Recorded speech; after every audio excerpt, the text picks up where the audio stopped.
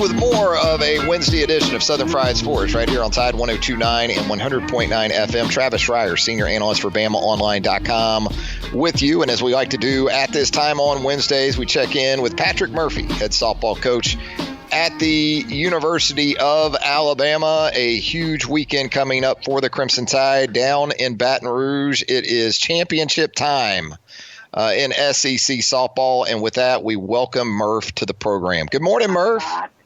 Hey, Travis, how you doing? We are doing great. Coming off a series hotly contested against a Kentucky team playing really good softball at the right time of the year. I guess first you had to be thrilled with the crowds at Rhodes Stadium over the weekend. Amazing once again. I think we become a little bit desensitized to it at this point, but it continues to astound in terms of the support that shows up at Rhodes Stadium, not just for series late in the season, but throughout the season. And then again, the series itself, obviously tough to drop 2 of 3 in a conference matchup, but kind of had the feel of the postseason already, although I guess that's kind of the way it works in the SEC each and every week, right?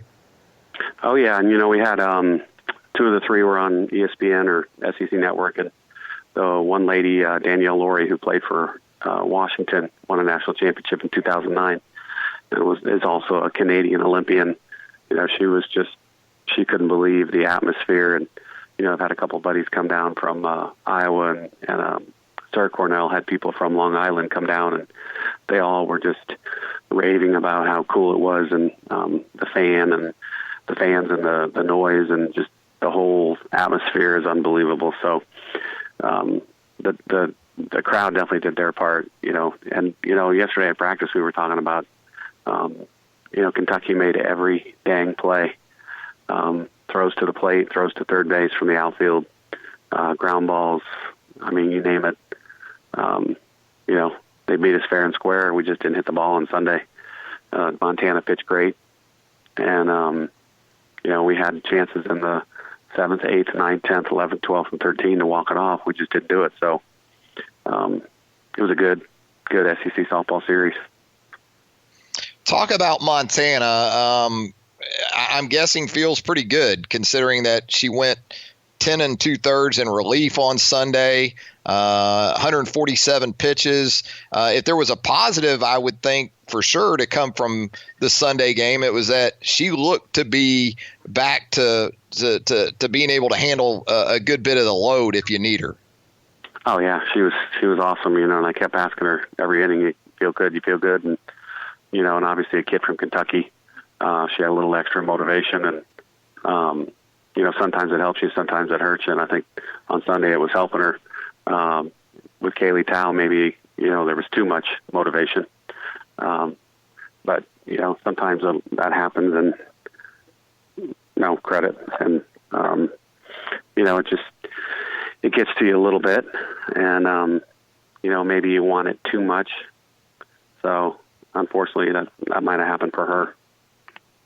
Yeah, talk about the need, Murph, to protect Bailey Hempel right there in the middle of the top of that lineup with Kaylee and maybe Maris Schroeder. And look, Bailey still had a couple of hits on Sunday, but game in and game out for Bailey to be everything you would want her to be, how important is that for, the hitters in front and behind her maybe? Oh, it's huge, and I think they both need to realize that they're going to get pitches to hit.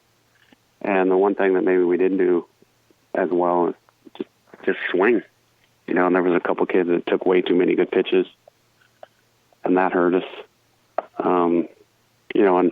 And even down in the order, 7, 8, 9, there was way too many called strikes, and for whatever reason, I don't know why, sometimes it gets in their heads where they don't swing.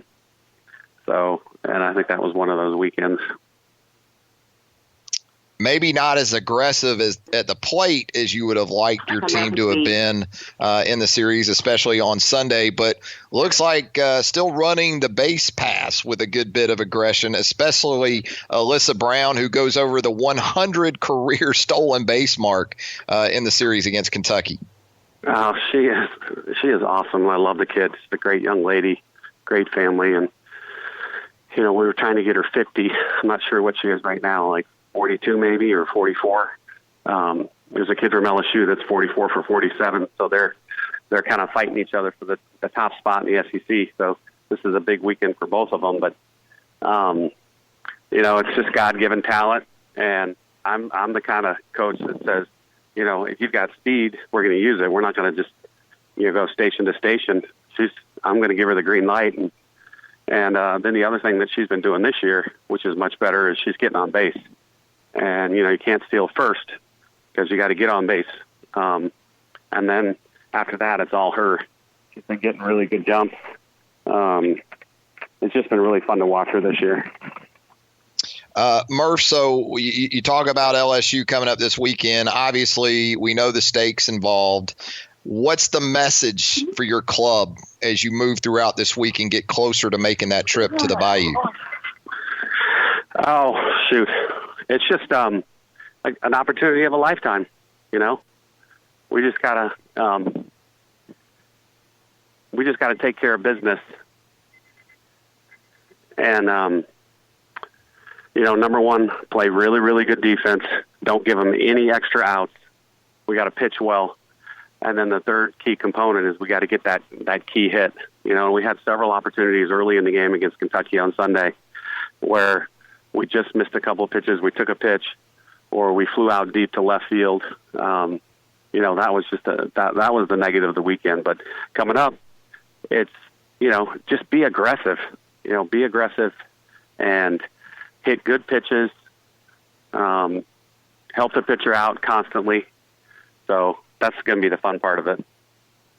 So did Montana respond the way you would like to that workload over the weekend, Murph? Does she feel like she's capable at this point of maybe duplicating or replicating that sort of performance if need be this weekend at LSU? Well, I think her the big thing is she's off her pitch count. They don't have her on a pitch count anymore. So that's a good thing. But obviously, I don't want to throw her 250 pitches because we want her for the next week and the next week and the next week. So it's just and that's the good thing about having a good pitching staff. We're going to use everybody. They have, I think, 5 right-handed pitchers. We have 4 in the lefty. So that's going to be it's going to be key for us because it's similar to what Georgia does. Is if somebody gets in trouble, they're gonna take her out and then put somebody new in. So we got to get used to whoever they put in new. They've got great speed at the top of the order in Andrews. Their 2-hole is a young lady that transferred from Missouri, and she's been having a really, really good year. Third baseman. Their 3-hole has, I think, 15 or 16 home runs. The 4th spot has come along really, really well this year. She's another kid named Shemaya Sanchez. She's got, I think, 16 home runs, and she's number 1 in the SEC in not only home runs but RBIs too. So it's not your typical LSU team. They're hitting the ball up and down the lineup, and then they have younger pitchers that they're relying on. So they're kind of outscoring everybody this year. Well, there you go, Murph. Best of luck down there in Baton Rouge. Maintain that confidence. This is still a team that's won 7 of its last 9 in the league, so it's very doable for your team. And we'll definitely be paying close attention back home in Tuscaloosa. Look forward to catching up with you on all of it next week here on Southern Fried Sports. Thanks, Murph. Hey, thanks a lot, Travis. We'll be in College Station next Wednesday, so I'll talk to you from there. All right, we'll do it from Texas A&M.